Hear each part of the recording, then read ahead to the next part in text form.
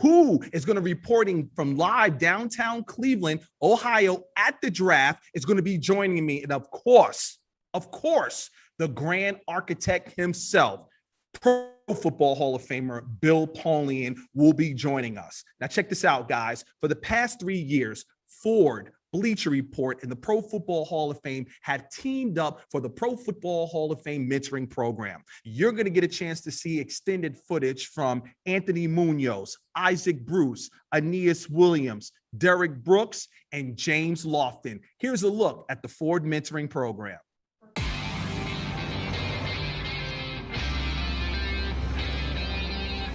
Getting to the Pro Football Hall of Fame is no small feat. Right now, I'm headed to the Elite Exos training facility in sunny Arizona in order to meet up with Patrick Surtain II to give him some tips on how he could one day end up in the Hall. Let's go. Man, it's an honor to be here with you. I've been watching you for a long time. Now, a little history here. Grew up Plantation, Florida, but he came from the seed of New Orleans. Yeah. And that's his dad. How many interceptions? 3 years at the University of Alabama. I got 4 career interceptions. How many PBUs? Probably like 20-something, around that range. What if I told you we should have had at least half of those? Yeah, we should have. Right. And that's what we're gonna talk about, interceptions. But let's make the play change the game.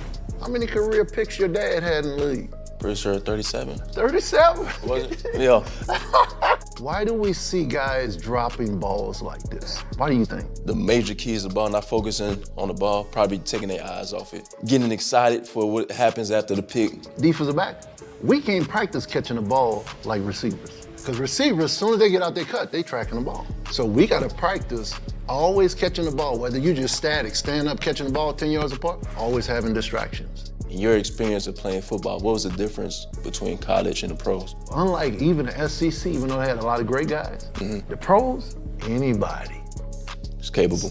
Anybody, because it's the 1%ers, 1% of high school guys.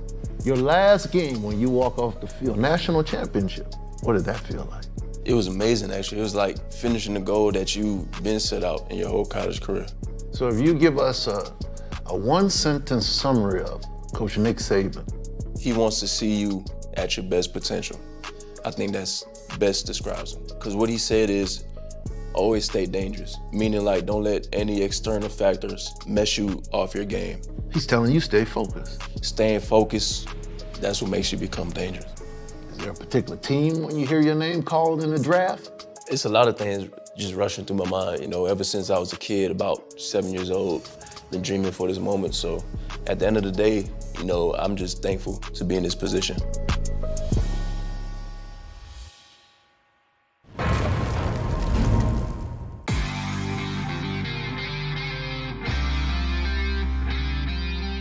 Getting into the Pro Football Hall of Fame is no small feat. Right now, I'm heading to the Elite Exos training facility in sunny Arizona to meet up with Elijah Vera Tucker to give him some tips on how he could one day end up in the Hall. Let's go. Elijah, Mr. Munoz, how you doing? Good seeing you. Nice to meet you. I was excited when they told me, I was going to be working with you and the Trojan. I was like, I love it. People give me a hard time because I'm always talking about USC, of course, but then when I see guys like yourself or other guys coming out. I was always, a USC fan. Went to a couple Rose Bowl games, stuff like that growing up. You always wanted to go there? Yeah. It was always in the back of my head, Then when I realized, it's a possibility, it was kind of an easy decision. Now, I know you played guard up until, recently. How did you feel about moving outside? I mean, you look pretty comfortable out there. No, I felt fine. Really, obviously, it's a different game out there. At this point, I feel like I could definitely play guard or tackle in the league. I mean, that's the main thing is having the confidence. I mean, you got the athleticism, you got the flexibility. One of the things, especially a tackle, out wide, that outside hand is so important, man. Especially out there, outside, being able to move and punch while you're moving. Yeah, I was trying to work on that towards the end of the season. I just naturally punch with the inside hand a whole lot. Definitely been trying to, work on that outside hand at tackle. We used to call it the one-arm pistola, one-arm gun. So you're out here, and if the guy goes to hit, you just kind of boom. What was that experience like for you, just the transition from college ball to league? It was pretty big. In college, you get there and you're 17, 18 years old, and you might be playing against a 22-year-old, but now you're getting to the NFL and you might be playing against a 28, 29-year-old, and not to mention just the caliber. D linemen, those are the best of the best. What are you thinking about the pro day and the draft? Being able to go to the pro day, you know, is a big deal. Obviously, the draft day, you know, is a once-in-a-lifetime opportunity. So, you know, just gonna spend the day with my family. You know, whatever team drafts me, you know, I'll be blessed and, you know, ready to work and get to it. When I got drafted, it was like, I'm not gonna be satisfied with just making the team. You know, I wanna be a starter every year. You know, I feel like the draft is not the final destination. At the end of the day, you know, you're always fighting for a job, you know, each and every day. So working on your technique, you know, really studying guys, you know, never taking a day off. You know, I feel like I'll be ready for it, you know, as long as I prepare, you know, the way I know how to.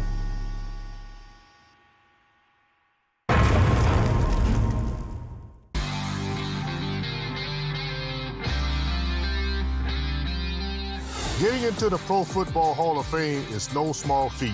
And today, I'm here in Pensacola, Florida at the Elite Exos Training Facility, visiting with Dylan Moses, and I hope he will take some of these tips because one day he may have what it takes to get into the Hall.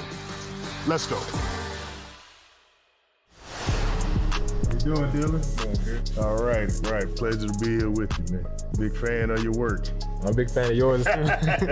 Now, Dylan, as we sit here at Exos, you know, you're preparing for the draft. You're preparing for it a lot different than what I did back in 1995. Right. You know, draft preparation for you gentlemen are, you got the film study, you got the mental study, man, you got psychologist, coach. Yeah. You know, in my day, it was all about Indy, you know. I'm definitely excited just going through it and knowing my dreams are right on the other side of the door.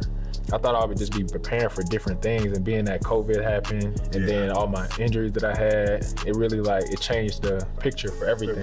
Right. But like I said, I'm happy with how it's all going. Why did you choose Alabama? One thing that Coach Saban really did to me that other coaches didn't was challenge me. You know, I wanted a team that was gonna make me work for it. And truly they did, man. You guys obviously sporting that hardware to prove. Oh, yeah. So how was playing ball at, you know, Florida State different from playing on the NFL? The first adjustment that I had to make was the speed of the game. I'm 21, I'm playing against guys that are 30, grown men. Yeah. When you're a rookie, you have to go through it to understand it. Were you nervous your first game? Oh man, I was nervous my first game. I said very little as a rookie. I watched. Right. That to me was learning how to be a pro. When you're a young player in this league, you do a lot more listening than you do talking. Right. I ain't gonna have a problem with that thing. The things that you are working on are the things that's gonna help you move forward. Your lower body strength, your squat and punch, and your eye discipline. Yes, sir. Man to man, keep your eyes on your man. Commendable, keep those things going. Mr. Moses, it has been my pleasure. Hopefully give you some tips to see if God has in store, man, for you to be a part of 2121 George Hallis Drive, Canton, Ohio. Oh yeah, one day, man, one day. I look forward to you being a part of the NFL. Appreciate it. It was great meeting you as well, too. All right, take care. Yes, sir, you too. All right.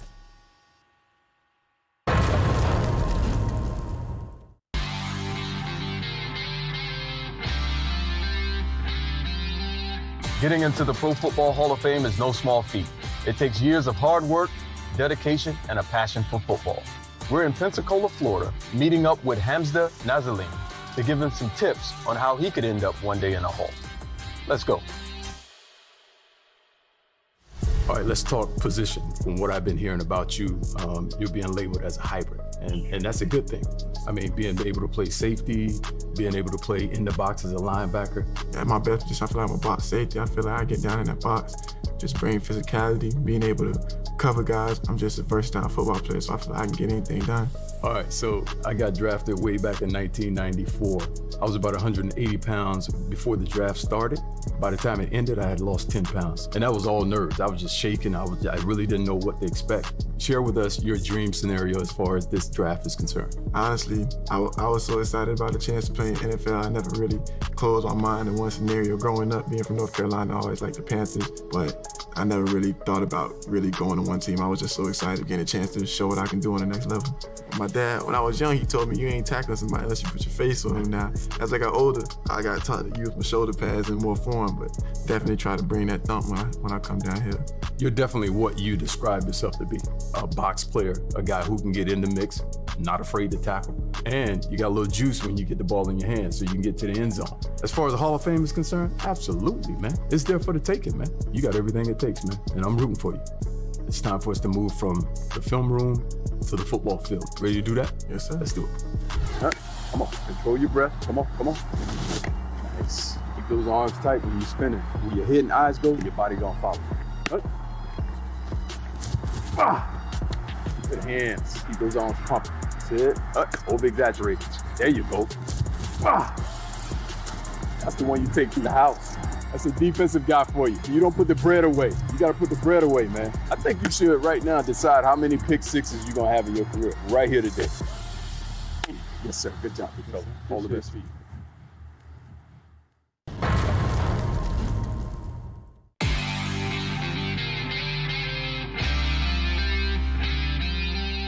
Getting into the Pro Football Hall of Fame is no small feat. Right now, I'm headed to the Elite Exos training facility in sunny Arizona to meet up with Elijah Moore to give him some tips on how he can one day end up in the Hall.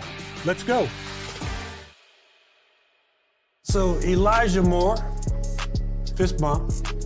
First time we've met, but not the first time I've ever heard of you. You've played with some guys who are in the NFL and who are pretty celebrated, A.J. Brown, DK Metcalf. What did you learn from those guys while they were at Ole Miss that you think you can carry forward into the NFL? Really just the mindset. First day I came in, them boys wanted to go work out as soon as I got there.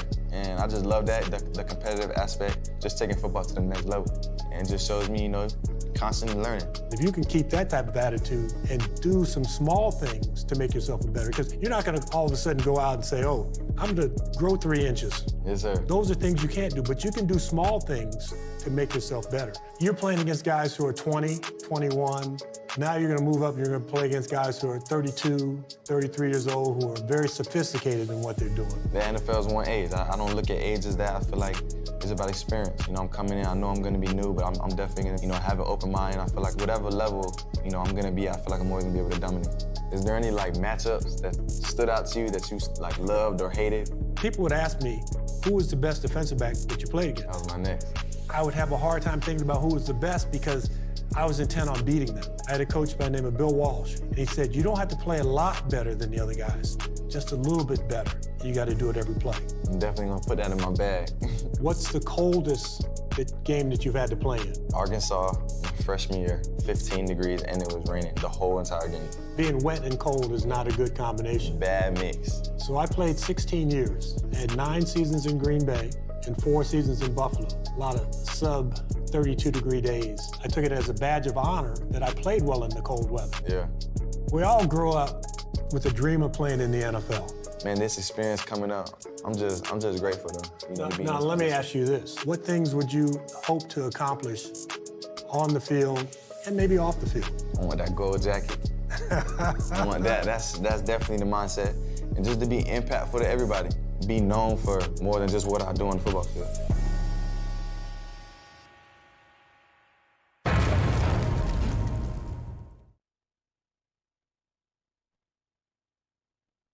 Wow, what an amazing program. And we wish the best of luck to these young men, whether they're picked tonight or Friday. Coming up next, I'm going to be joined live by Aeneas Williams and Isaac Bruce as we break down tonight's top talent, as well as take a trip down memory lane and talk about their draft day experiences. All that and more coming up next.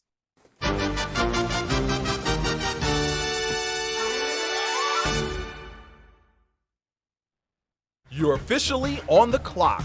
Shop for the new 2021 official draft hats by New Era, available in all 32 NFL teams. Order now online at profootballhof.com. Football Hall of Fame's 2021 NFL Draft Show, and I am so honored to be joined by, from the class of 2014, Pro Football Hall of Famer Aeneas Williams, and from the class of 2020, Isaac Bruce. What's going on, fellas? How y'all doing this evening? Bruce, come on, get a man this intro, man. Bruce. Bruce. Hey, Aeneas. You know what? Early this week, Isaac got that gold jacket that you're sporting right now. We can't have him rocking it just yet because we're going to celebrate him with the class of twice the fun at 21. But I know he's chomping at the bit to wear that gold jacket. It's no doubt about it. Yeah, he knows how it fit real well on it. We got this. We got a chance to see it during the prelims with this. I'm excited. I can't wait, Isaac, man. Seeing you every day, seeing you work. Hey, Aeneas, come back from injury. All those things, man. I got the jacket for you, man. I got the jacket. I appreciate it. That's right. Hey, listen, fellas, my jacket is right here. So if you give me the go ahead, I'll just slip it on and we can go with it. You know, no. Vice President of Gold Jacket Relations, Michelle Norris, will have my neck. I cannot have that on this draft show. Well, guys, before we dive in and talk about this year's talent, let's take a trip down memory lane. And Isaac, I want to start with you. Drafted 1994, second round selection out of the University of Memphis to the St. Louis Rams. Take us back down that trip of memory lane, a life-changing event, a career-changing event. What was that moment like for you, sir? Well, it's definitely one of those memories that you'll never forget. I mean, it's etched and it's cemented on my thinking. It was beautiful, man. I had a great experience as far as going to school for 2 years at Memphis State at the time. My teammates, the coaches that helped develop me into the player that ended up getting drafted in 1994, and just leading up to everything, man. It was full of emotions. I mean, from anxiety, sometimes fear, to really the unknown, not really thinking or knowing where you're going to end up or which team is going to select you. But I was mostly excited about the opportunity because it was something I had dreamed about up until that moment for probably 15 years, and just to have an opportunity to have the chance to work out for coaches, work out for teams, and be interviewed by some of the great minds that have played and coached football. It all just came, culminated, just crashed right into draft night in 1994. Man, I truly remember it sitting in Memphis with my agent at the time. And when I heard my name called, you know what? It's funny. And we probably get into the story later, but just hearing my name called, being selected by the Los Angeles Rams at that time, man, I was just flooded with tears and very, very grateful at the same time, man. So I had a great experience, and it's nothing different from what these guys are going to experience tonight. Aeneas, with the third round, the selection out of Southern University, the Arizona Cardinals picked in the 1991 draft. Aeneas Williams, what was that moment like for you, sir? First, put some respect on that HBCU name. That's the Southern University, all right? Let's get that straight, all right? Yes, sir. Yes, sir. Well, I am a UMES Hawk, so I feel you on that, all right? So I feel you. I feel you on that. HBCUs, man. Isaac, he probably would have went first pick in the draft if he had gone to HBCU. But that's another topic, man.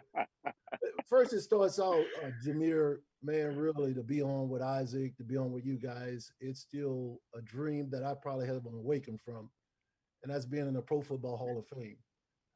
I was the second-rated cornerback. Believe this, Isaac, I was the second-rated cornerback coming into the 1991 draft behind Todd Light. T-Light, second-rated going into the combine. I had a poor Senior Bowl outing, and I ran poorly at the combine.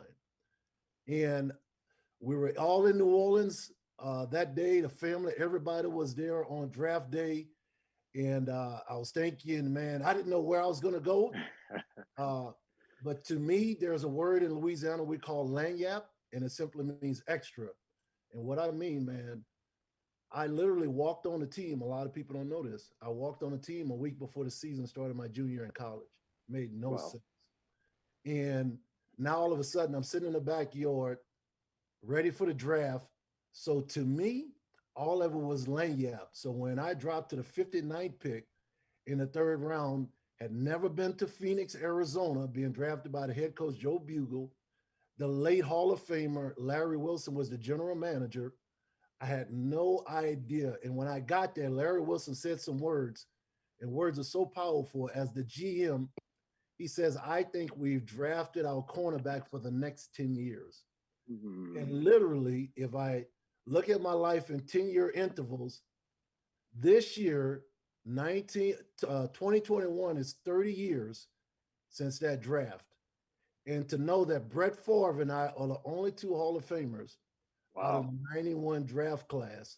Wow. And then, Jamir, to close it out, last thing, 10 years later, 2001, the Rams will give up a second and a fourth round draft pick for me going into my 11th year on a draft day trade is amazing. So Aeneas, listen, I heard two things in that. First of all, you heard the competitive nature of one Aeneas Williams when he said he dropped to the 59th pick.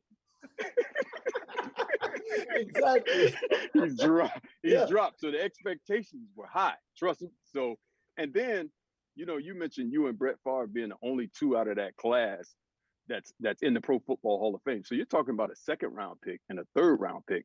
So it matters where you're drafted, but then again, it doesn't matter where these guys are being drafted tonight.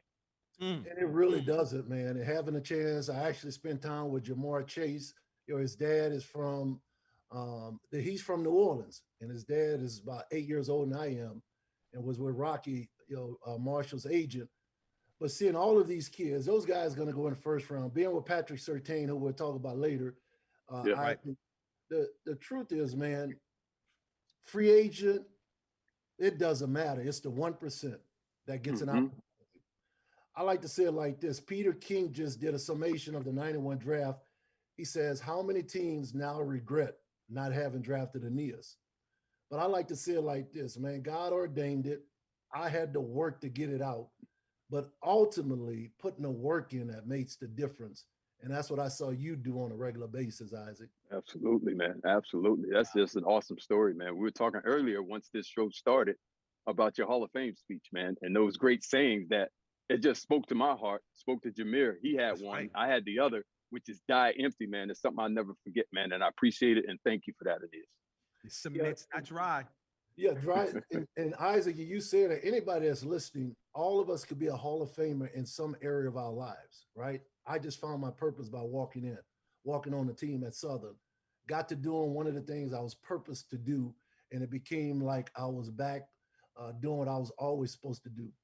But that part about dying empty is to remind everyone that the goal is to fulfill potential. The goal is not to prove people wrong. The goal was not me to count how many cornerbacks got drafted before me. I just saw it this week with Peter King's article was 6 cornerbacks were drafted. Never came into my mind. I really wanted to do whatever I needed to do to get better and reach my potential. So when I get to the grave, if you had told me my freshman, sophomore year, Aeneas, you have the ability to be a Pro Football Hall of Fame, I would have thought you were crazy. I want anybody that's listening to know, I don't care where you are now. Yeah. Get to your purpose and work hard to achieve it. Thanks, Isaac. Absolutely. Absolutely. Well, speaking of that purpose, Aeneas, you're in Cleveland, Ohio now. You're doing some work with the NFL Network out there. Talk to us. Tell us, paint that scenery. What is the energy like in Cleveland right now? Man, it's so crazy. Man, I ran into Micah Parsons, that outstanding linebacker out of Penn State. And man, talking to Jamar Chase over lunch yesterday, I can't stop smiling, almost crying, because man, it takes a lot to get here. Isaac, you notice, man. It takes a lot. Parents, the untold stories. But to hear these kids in humility, man, to hear these parents talk about, man, the lessons and the growing, and one group of parents told me the husband and wife got divorced, and it was the athlete that brought them back together. So just hearing these stories, this atmosphere here in Cleveland, man, Cleveland is a football town, blue collar, hard work. It's like when I get here, I want to get off the plane and go work out, because that's what kind of place Cleveland is. All right, then. Well, with that being said, let's jump into it. Let's evaluate some talent, man.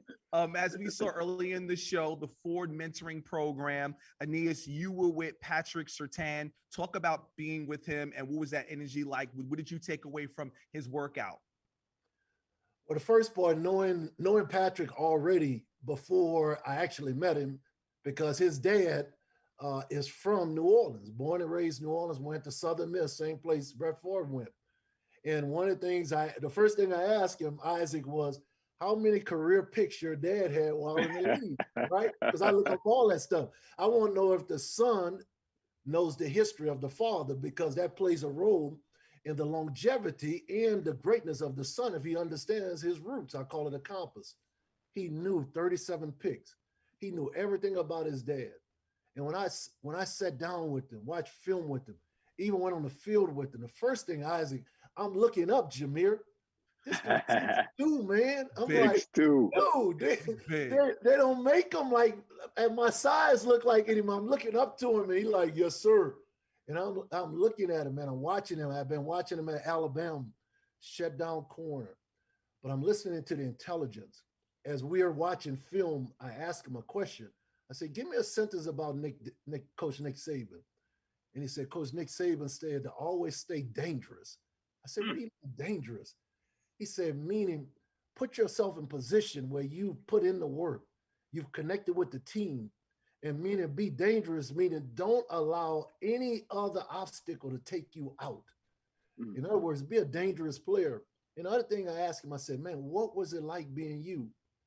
And when he told me his dad, Patrick Sr., told him his junior year and in high school, he said, all right, son. He told his son, he told little Patrick, PS2.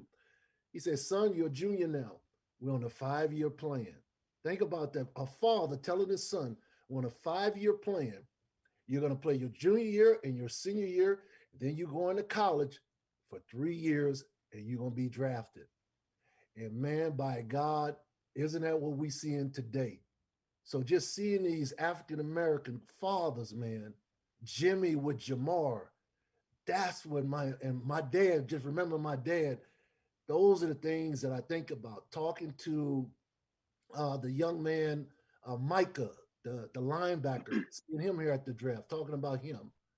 But Patrick working out with him, his speed, his power, his force, his mindset is just, it was so refreshing because Isaac, you and I know, and it's the last thing I'll say, Jameer, I can go to every NFL team and watch them practice. Get this, Isaac, and watch them practice.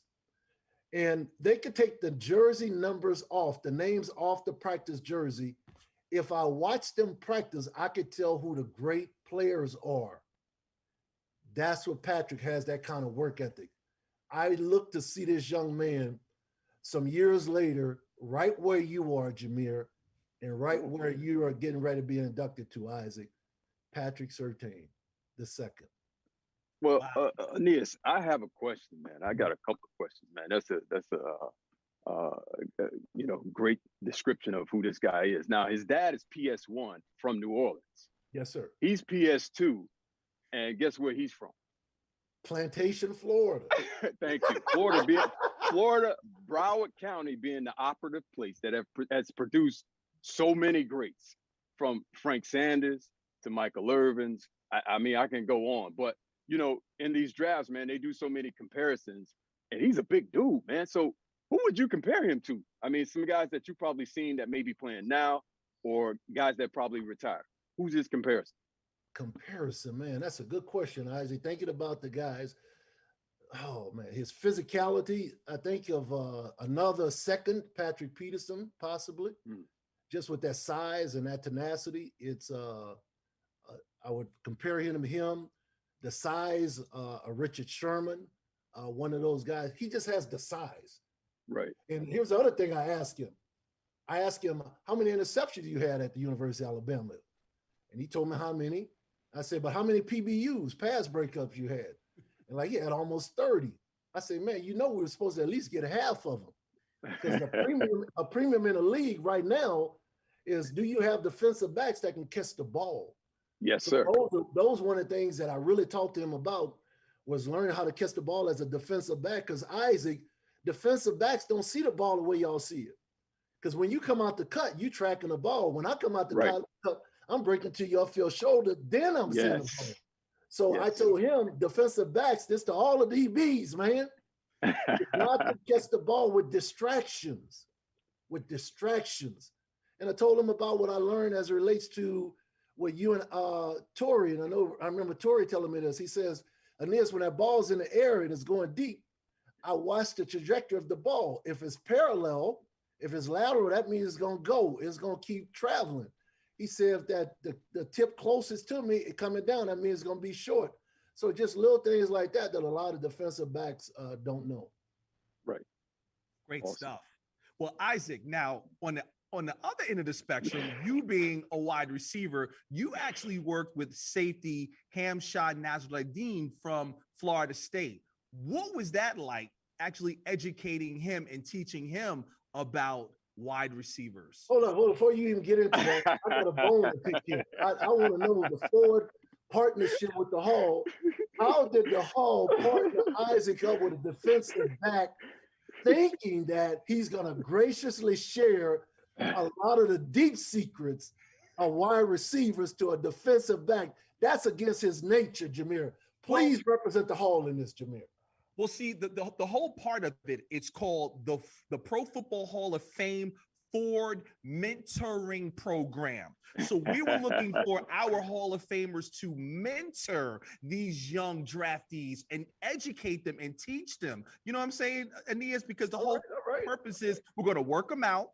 Then we're going to break down film, and then we're going to have that candid conversation with them. So we were looking for Isaac to really mentor him.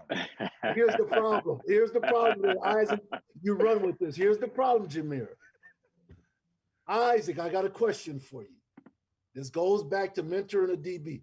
Isaac, did you tell the safety that when you played for Coach Martz, that Coach Martz told you, told Kurt, told Torrey that if that safety is next to you, 40 yards down the field, he cannot catch.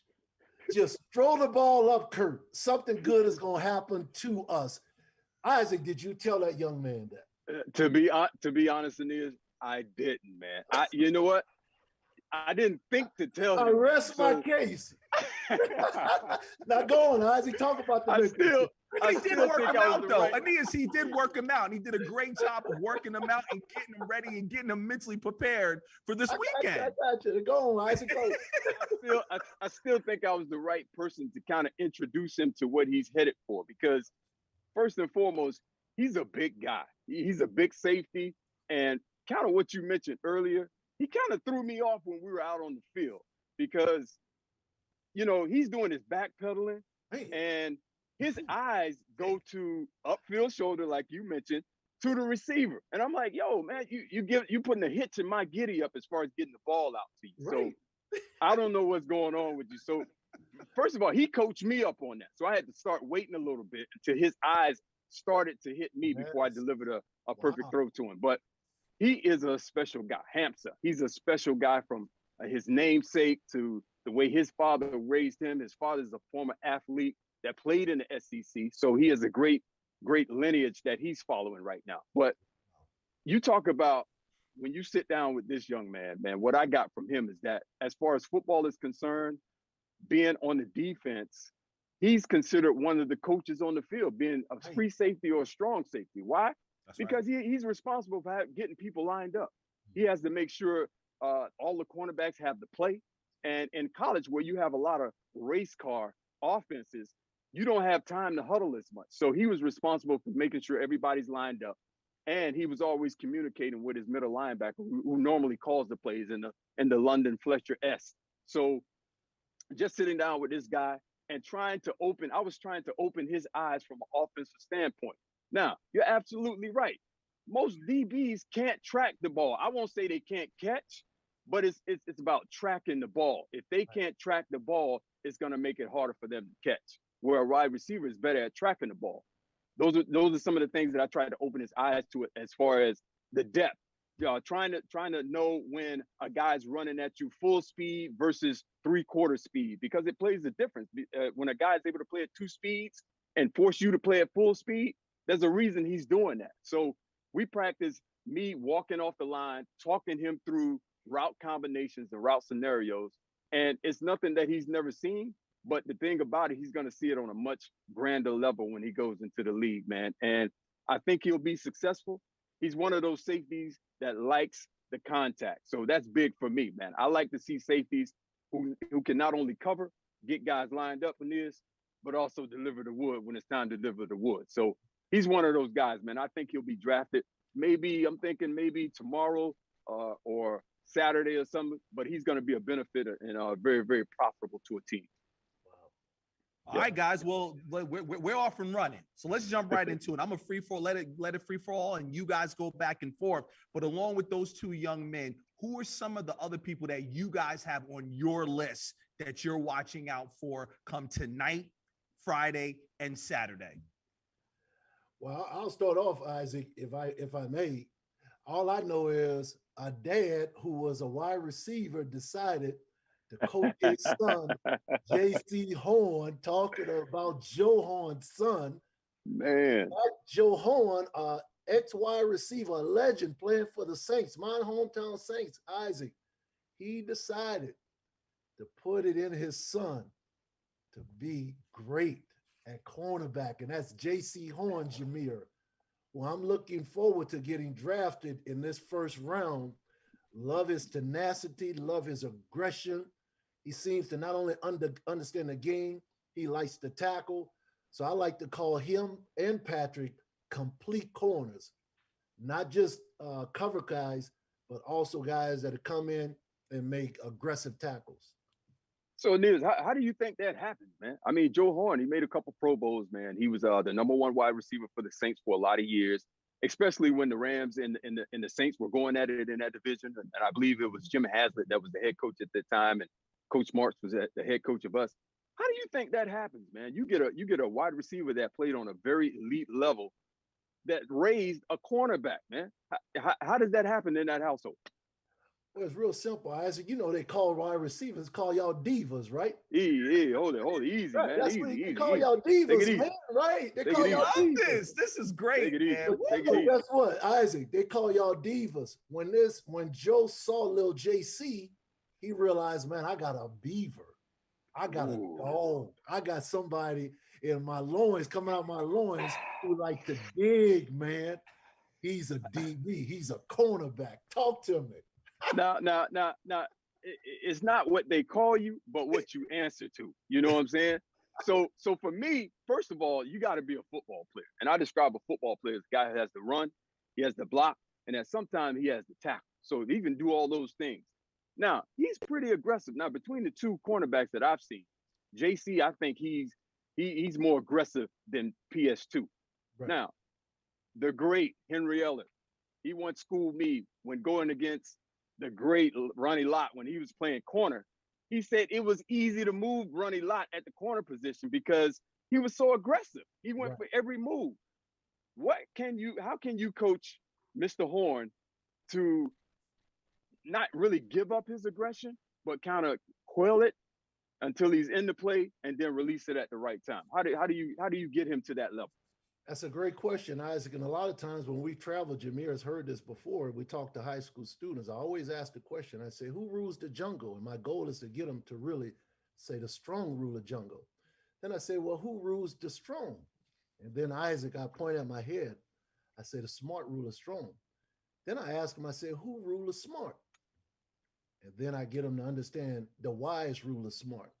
So how I would get young, the bull, JC, I will get him to, you got to now use your brain. You got to now study. You got to understand that patience is strength. So begin to change the mindset, because as you already articulated, Isaac, an aggressive player is vulnerable. But an aggressive, smart player, it's kind of like Isaac, we had teammates that would do some guessing. Yeah. And when guys study film, to all those that listen, guys study film and they just go out and they guessing. I never guessed, but always anticipated. And that sound the same, but it's totally different. Example would be playing against Michael Irvin, Dallas Cowboys, Isaac Homeboy. He's lining up a half yard outside the numbers. He's the X. In an eye back formation. Play action on a plus 45. My film study said he normally runs a hitch route. I back off 10 yards. So Troy Aikman can do his pre-snap read. Oh, I got the hitch. But Troy don't realize I'm not going anywhere. I'm anticipating. What's the difference? The guesser, soon as he sees the 3-step drop, he's looking for the ball. Now you got to hitch and go. The anticipator still takes my read step. First 2 steps out the break, upfield shoulder, than to see the quarterback. That's what I would teach young JC. Very nice. Very nice. I love it, man. I love it. That's what made you one of the greatest cornerbacks ever to play, man. And I was grateful to have you as a teammate. Taught me a lot in practice. And thank you for helping that young man. So we can move on from the defensive side and come over to the offensive side if you want to. Are we good to do that, Jamir? We are great to do that. This It's is an great. offensive league, man. I just got to tell you this, guys. If you are a football junkie, you are hearing it. This is your show today. This is your show right now. But yes. They can't even hit him anymore, man. You don't even catch the ball and go down anymore, Isaac. Hey, fantasy football, offensive. I mean, it goes together. So yeah, here we go. Let's bring up this guy that he's been getting a lot of press here lately because of his size, Devontae Smith out of the University of Alabama, man. And to me, I've been getting calls this week because a lot of people comparing to me based on his size and his route running ability. Now, here's what I say. In my mind's eye, his physique is just like Samson out of the Bible, if you ask me. Because the people outside of the camp, they didn't know where he got his strength from. So the people who haven't really watched Devontae Smith on film, and I'm talking from his freshman year all the way to his senior year where he won the Heisman Trophy, I don't think they really know who this guy is, because when they base his future projection of his productivity, they want to say that his size will affect the way he plays the game on this level. I happen to think that this guy is one of the best receivers that's going to be drafted this year. He has all the intangibles. He's a football player. Just like I said, at some point as a football player, you're going to have to tackle. He played on special teams at the University of Alabama. I believe he was a gunner. He may have ran down on a kickoff team. So you know, from a standpoint of playing on special teams, that some of those guys, you have to be kamikaze and half crazy to be on those teams. So he's done all of that. And he's worked his way all the way up into the starting rotation at the University of Alabama. And when he got his opportunity, you look at his numbers, over 100 catches, 1,800 yards receiving. Wow. Was it over 15 touchdowns? In the conference that we can all believe outside of the SWAC is the best football conference in college football, that is the SEC. And he produced on a very high level at a very long time, pro coaching. He wasn't a guy that stayed on one side. You can line him up different places. And he produced against some of the very same guys, the J.C. Horns, the PS2s, the Patrick Surtains in practice. And he produced at a very high level. I don't see that stopping Aeneas once he gets drafted tonight. I see him flourishing and blossoming to one of the better players in this league. I think when he gets pro coaching, as far as route running and being able to separate even more, he'll be a special receiver for a very long time. And I've said publicly, between he and Jamar Chase of LSU, I think those two receivers will be very close to the production level of one Julio Jones when it's said and done. Wow. Now, Jamir, I'm very disappointed. Great observation, great feedback. I'm very disappointed, Jamir. Isaac said the best conference, SEC, after the SWAC. I don't think you heard that. I heard that. No, I mean, I really can't talk when he said that. But Aeneas, at the time that I went to University of Maryland Eastern Shore, we didn't have a football team, so I had to back off. I had to, our homecomings were a basketball homecoming. So that's why I just zipped it and just let the pros, the Hall of Famers, be the Hall of Famers. But guys, I got to take a quick trip and just diverse, go and talk a little bit about, because we're going to come back to the players here, but we're getting some Facebook Live questions because we are in live time. Free agency, and both of you guys can answer this question. Who got better this year in free agency? But the new buzz is breaking news. Aaron Rodgers, Green Bay Packers legendary quarterback, Aaron Rodgers is pretty much wants out of Green Bay. So just want to get your take on who got really good this year in free agency and the Aaron Rodgers news. Oh man, I'll start, Aeneas. I don't hate to be a homer, but I am a homer.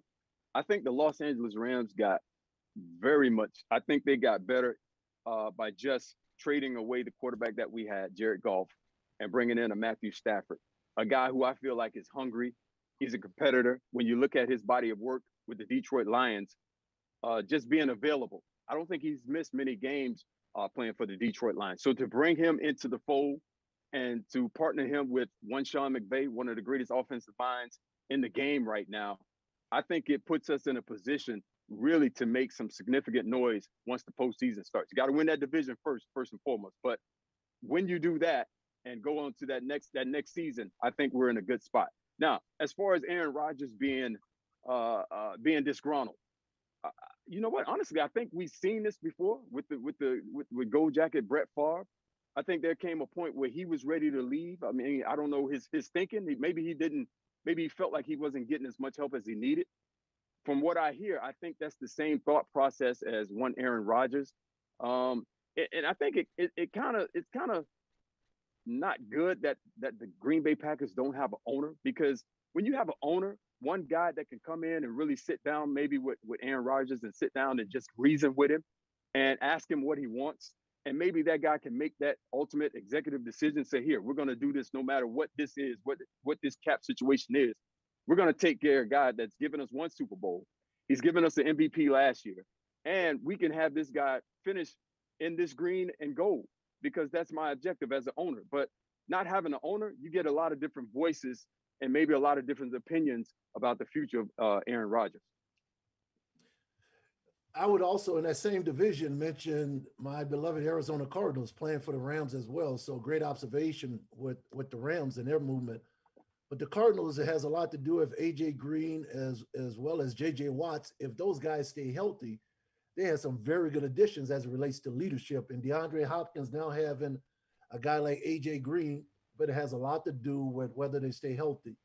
The other team would be the New England Patriots, one of the first times that Bill Belichick has aggressively spent millions of dollars on a free agency class, which was a surprise. Going into the Aaron Rodgers, all you have to do is think of Tom Brady, man. Aaron has gone to a couple of NFC championship games.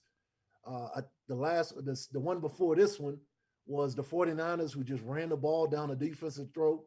And then he loses against his nemesis, Tom Brady. So Aaron is probably thinking, man, I'm not getting enough help. But when the Packers lose, all the criticism go to him. So now he's thinking, man, look what Tom did. And Tom had a defense. Tom had a special teams. Tom had good receivers. So I wouldn't be surprised if they moved him. When they drafted him, he was already on the clock. It was just a matter of now, because the NBA players, and you guys notice the NBA players are causing the moves, right? Whereas before, GMs in the NBA caused the moves. Could that be going now toward the league now, where players, right? Because Green Bay drafted this young boy last year. They already set the clock, right? So now Aaron is now saying, okay, I don't want to participate in this clock that I know y'all have. I'm not surprised by it. Great. Thank you for that. All right, let's get back to the draft. Now, Isaac, I want to go back to you because there are a few guys that you had on your list, Jamar Chase and Penei Sewell. Talk about that big offensive lineman, because we got a chance to hear from TJ Houshmandzadeh, former Cincinnati Bengals wide receiver, and he talked about Joe Burrow needs protection. He goes, I don't care who the Bengals have rated high on their list. We need to get an offensive lineman. So with that being said, how do you like Penei Sewell going, if he's there available for the Bengals, grabbing him? Now, TJ, great receiver in his own right, former Cincinnati Bengal. I think for the Bengals, it comes down between Jamar Chase and Penei Sewell. I kind of want to just, show my love to the big beautifuls. I don't want to call them the big uglies, because without those guys, man, a lot of stuff that you do offensively, it's just not going to happen. It's just not going to work. So when you have an opportunity to choose a guy like Penei Sewell, who's played in the Pac-12, who's dominated in the Pac-12, I think you take him. Who you want to listen to it in this standpoint is the great Anthony Munoz, and hear what he has to say about offensive line play, especially being able to draft a guy in his former position with his former team, what he thinks of him. And if you can see this guy playing 10 plus years in your colors and on your team, having Pro Bowl years, being an all pro, that's something that you can't pass up on. I think, having an opportunity to draft a receiver later in the draft will still be there for the Bengals. But this guy, Penei Sewell, man, I think he's very strong. Everything I've heard about him. I was fortunate to see him play his season opener in 2019 versus the Auburn Tigers. And when you play that competition, they always have great defensive ends there.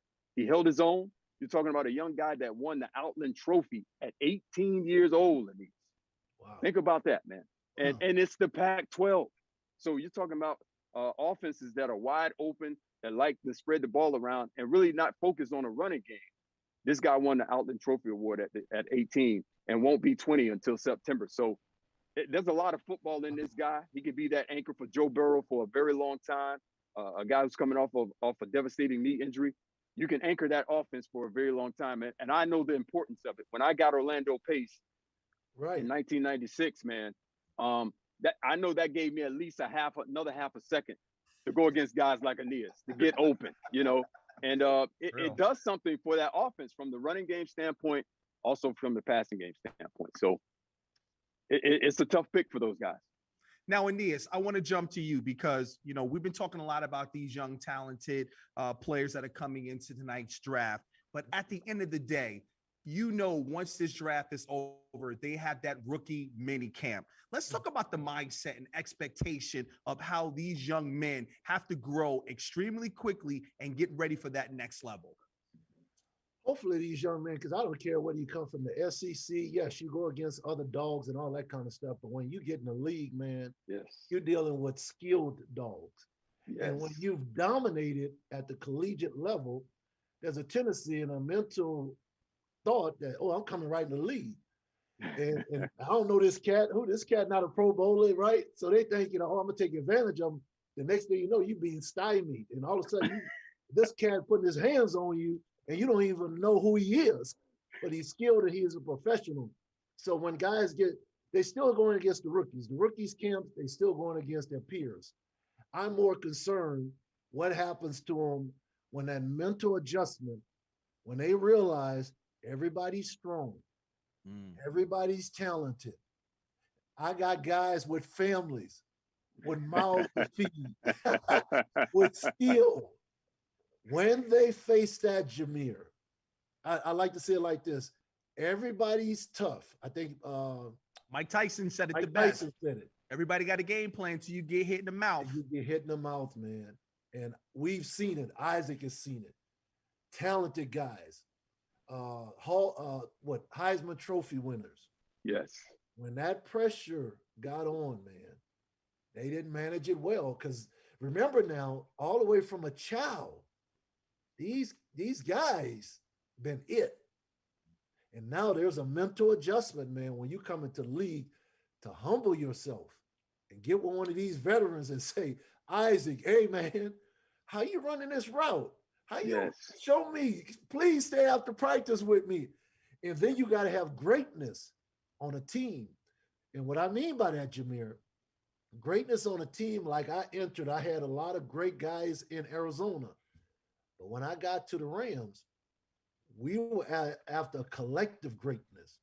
That means if there was a young receiver, a free agent, Isaac working with him. Isaac not worried about some cat taking his job. He's concerned about that Akeem gonna handle his business in the slot. And now I'm a number one. Isaac a number one. Now Torrey coming. Now they all can't focus on me. So you learn these things. And that's what I look for with young men when they come out. Well, Mr. Bruce, Mr. Williams, I want to thank you guys so much for joining us here for this NFL draft special. Isaac, we can't wait to honor you here for Twice the Fun in 21. Aeneas, we can't wait to see you come back to your second home and then come back again for the Black College Football Hall of Fame, where we're going to see Grambling take on Tennessee State. And hold up. You just messed up the whole thing mentioning Grambling, man. Well, I had to say, well, that's the game. Is Grambling State versus Tennessee State. I know, and we know Southern beat you guys stomped them this year, but hey, we're gonna see Eddie George get ready to have his first game right here back in Ohio, man, where we're gonna have twice the fun and 21 and the Black College Football Hall of Fame Classic. Hey. Join thousands in Canton, Ohio, Labor Day weekend as we host one of the most exciting events in the country, the second annual Black College Football Hall of Fame Classic. Who could step the best? Find out Friday night at the Classic Step Show featuring the Divine Nine. Saturday is Community Day. Help complete a neighborhood service project. Join us for a round of golf at Clearview, the country's first black-built, owned, and operated course. And come downtown to Canton, Ohio, to the new Centennial Plaza to eat, play games, and watch drum lines of Grambling and Tennessee State battle. Capped off by a free faith, family, and football gospel concert featuring Marvin Sapp. Sunday is game day. Join us on the Hall of Fame's campus for lively tailgate activities, and then it's kickoff. Grambling State takes on Tennessee State, and you do not want to miss the halftime band show. Visit ProFootballHOF.com for all your ticket information. I'm going to talk about the Patriots here. I think the Patriots won 7 games last year with a talent that wasn't as good as 7 games. They're a playoff team right now if they can get winning quarterback play. They had to address skill positions and the front 7. And they did it magnificently, I thought. Hunter Henry, he's the best tight end out there. Jonnu Smith, the second best tight end. So they totally rebuilt the tight end position. Then front 7. They had to get better in the front 7. So they signed Matt Judon of Baltimore, a versatile guy. I don't think he's a 10-sack guy if you just line him outside, but he's a good blitzer. He can set the edge on the run. So he's a versatile guy that will be used that way like he was in Baltimore. They got Kyle Van Noy back. He's kind of the same guy. So they improved their versatility, okay, in rushing the passer is what they did right there. Davin Godchak, big physical guy inside, help him against the run. Nelson Aguilar, he gives them a better receiver than they've had, and I still think they need another receiver. Cam Newton, it's hard to say. He in no training camp. He's coming in cold, late, okay? He gets COVID. He misses time there. Doesn't have any weapons around him. So I'm not sure it's fair to evaluate what he did there last year. Let's see how he does this year and see if he can take a jump and give him that quarterback position that I think if they have, they're going to go to the playoffs. Welcome back to the Pro Football Hall of Fame's draft special. That was a listen to NFL Network's Charlie Casserly as he was breaking down the Patriots 2021 free agency and how they're position themselves for this year's draft. Well, earlier this week, I had a chance to catch up with Fox Sports draft analyst, former wide receiver of the Cincinnati Bengals, TJ Houshmandzadeh, and college draft expert RJ Young about this year's top talent. Here's a listen. With the 5th pick in this year's draft, where do you think the Cincinnati Bengals should go? I don't care about where I think they should go. Where they need to go is up front. Okay. It's very enticing to draft Kyle Pitts if he's not the 4th pick, or Jamar Chase. One of those 2 guys, I guarantee the Bengals are like, oh, I hope he falls to us. You'll get one of them. They need to draft a lineman. Whichever lineman they have rated the highest, whether it's Penei Sewell, the Rashaan Slater from Northwestern, one of those 2 guys needs to be a Cincinnati Bengal. Okay. You have your franchise quarterback. He got hurt because he took a hit because the offensive line. I mean, Joe was getting hit at a record pace as a rookie last year. They have to rectify that. They had to fix that situation. And so what I think they need to draft an offensive lineman. Wow. Joe, he got beat up last year. Obviously, you tear your ACL, and it was because the offensive line, they just had a hard time. And so if I'm the Bengals organization and I'm a coach, I'm drafting an offensive lineman. And I know they signed one in free agency. The kid from Alabama was hurt his rookie year. Jonah Williams. You can never have enough good offensive linemen. I'd rather have more than I need than not have enough. And so you can get a playmaker in the second round. I got a couple guys in my inform if they need my expertise. All they got to do is holler at me. Who did you see and who did you work out in this year's 2021 class? Well, the one that's going to stand out, and had he worked with me or not, I would still have this opinion. Had he worked with me or not, he would still go very high in the draft, is Kyle Pitts. Dude is phenomenal. He's a basketball player playing football, but he's not a basketball player. He's a football player. I mean, if that makes any sense. How's his hands? Dude, everything about him that I saw was pretty damn good. Wow. He's big, he's quick, he can run, he runs routes like a receiver. I mean, he doesn't have any flaws.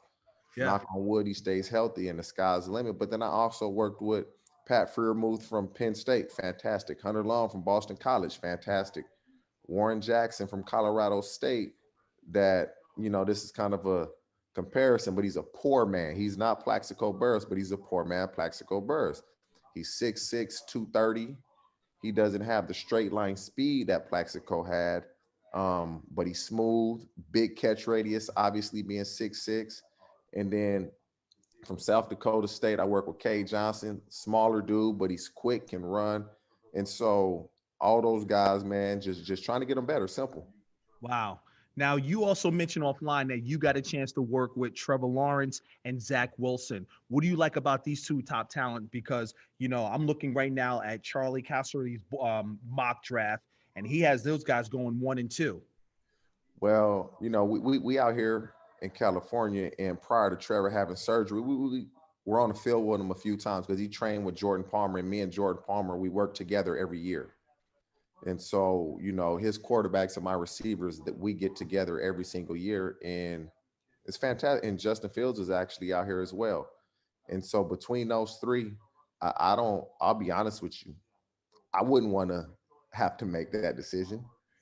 I mean, I know Trevor is going to be the first pick, but Zach Wilson can play football. He was born to throw the ball. It's like when the ball comes out of his hand, you're like, wait, did he just throw that? Because he's not big. His hands aren't big. And then you see him throw the ball and you're like, whoa. And Justin Fields, I mean, all three of them dudes can play football. And so mentally, can they get better? Can they pre-snap process information? Post-snap, can they throw with anticipation? And more importantly than anything, can they get to the right team? You know, I believe with the 49ers trading up for the Dolphins' third pick, if I'm a quarterback, I'm praying that's where I go. If I'm Trevor, Zack, or Justin Fields, I'm praying the 49ers draft me because I believe you'll have great success, great team, great head coach. The 49ers are an organization that it looks like they get it, and quarterbacks will succeed with playing under them.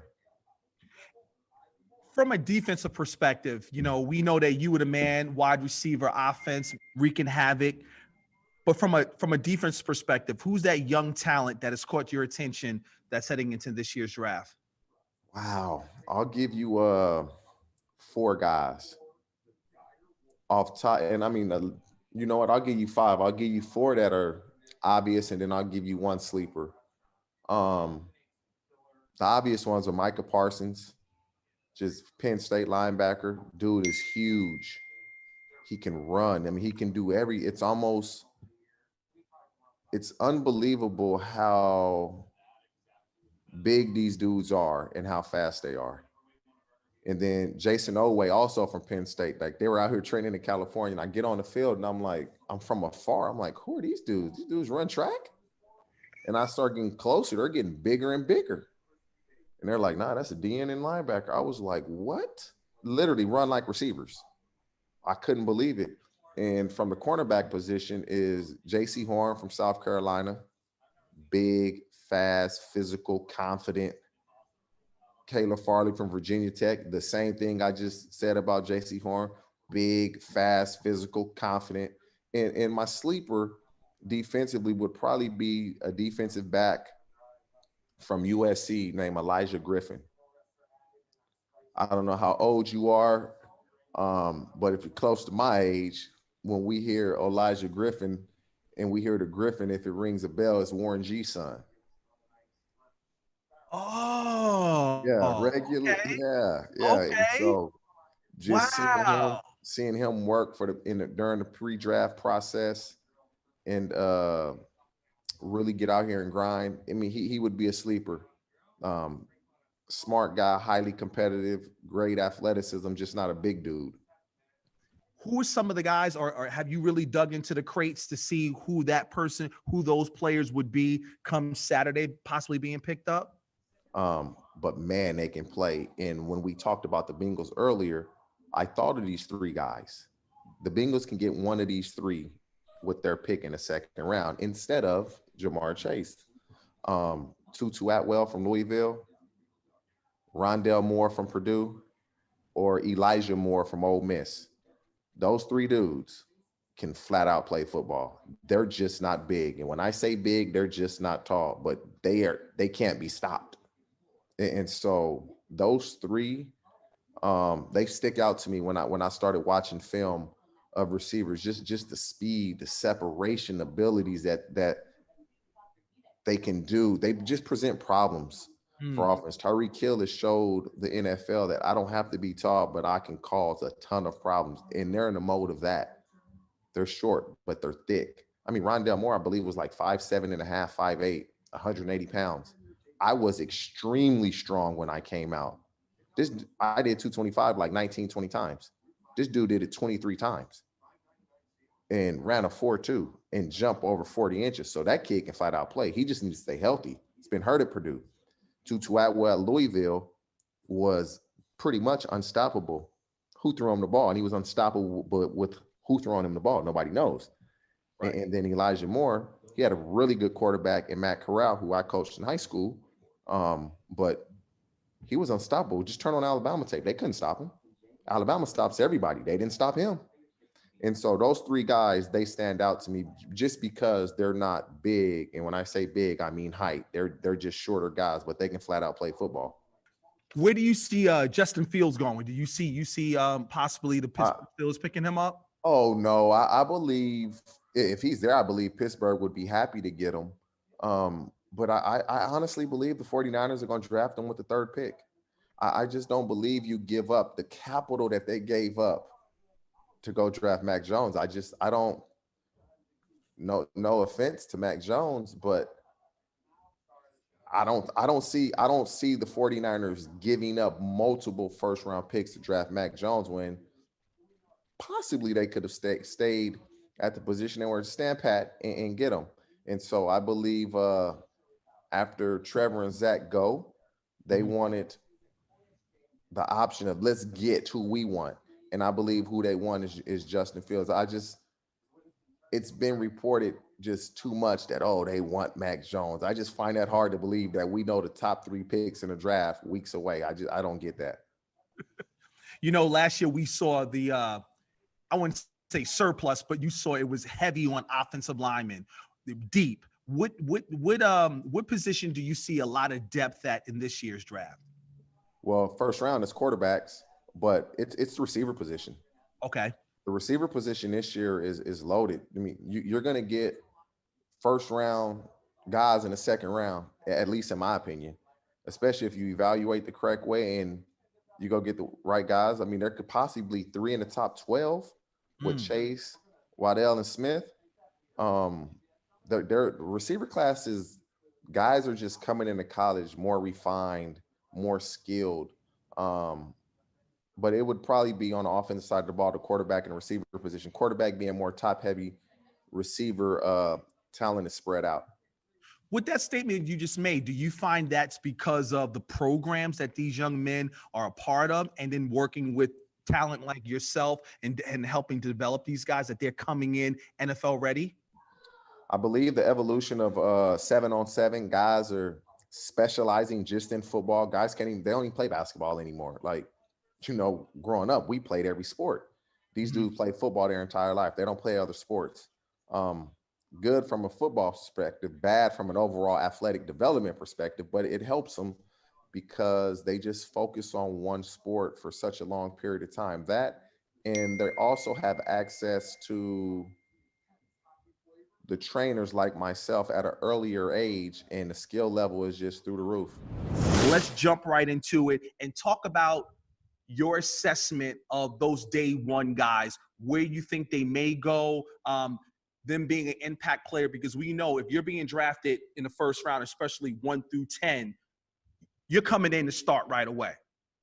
Right, 100%. And I thought that this was a really interesting draft because you correct me if I'm wrong, but this could be the first time we see quarterbacks go 1, 2, 3, 4, and that's on the table. Like, nobody knows what Atlanta's actually going to do, but the Jaguars have been telegraphing this punch basically since November. We know what the Jets want to do. We think we know what the 49ers want to do. But if you're Atlanta, you're in a very interesting position because you still have Matt Ryan. You still have his golden years left. But I wouldn't begrudge you going to get a guy if he was still there. And it looks like you could see anybody from Trey Lance to Justin Fields to Mac Jones to Kyle Trask there if you want to take them. Or guys like Kyle Pitts, who I really love because this is a guy that they were trying to convince to play quarterback in high school. And he said, nah, coach, I'm a tight end. And they got him into a three-point stance. And he said, yeah, you'll never make it as a tight end. You need to play quarterback. And he was hurt by it. He went and told mama, they going to make me play quarterback. She said, baby, what you want to do? So I want to play tight end. Cool. Let's transfer schools where they're going to let you go play tight end. I've never heard of a kid being talked into playing quarterback and then choosing to transfer because they wouldn't let him play tight end, right? It just doesn't happen. And we know what he became over at Florida, and we know what kind of a talent he is. Like, I wonder why he goes into the draft as a tight end at all, because that ain't what I see, right? We're comparing him to Megatron, right? To Calvin Johnson, one of the greatest to ever do it. And I think that's what you're going to see. He's going to line up like Travis Kelce. He's going to line up like George Kittle, though I think we're going to work on the blocking with him, get him a little bit tougher. But toward the back end of that first round is where it also gets interesting because we're going to see somebody get drafted there that, frankly, we just didn't think was going to go in the first round, right? Last year, I think that was Jordan Brooks coming out of Texas Tech, went to Seattle, right? We saw Jalen Reagor going to the Philadelphia Eagles. But I think this draft is going to tell us a lot about the quarterbacks that we saw last year and a lot about the wide receivers and pass catchers that we saw last year because both of those positions seem to be just super deep. And that's before we get into the defensive players, guys like Micah Parsons, guys like Patrick Surtain. Those are the dudes that I'm really interested to see because, like, the Dallas Cowboys are in a very interesting spot. So are the Carolina Panthers because they just made the trade to go get Sam Darnold. We don't know what they're going to do. Lots of interesting moves to be made here. Speaking of the quarterbacks last year, RJ, this right here is the official draft card of Joe Burrow.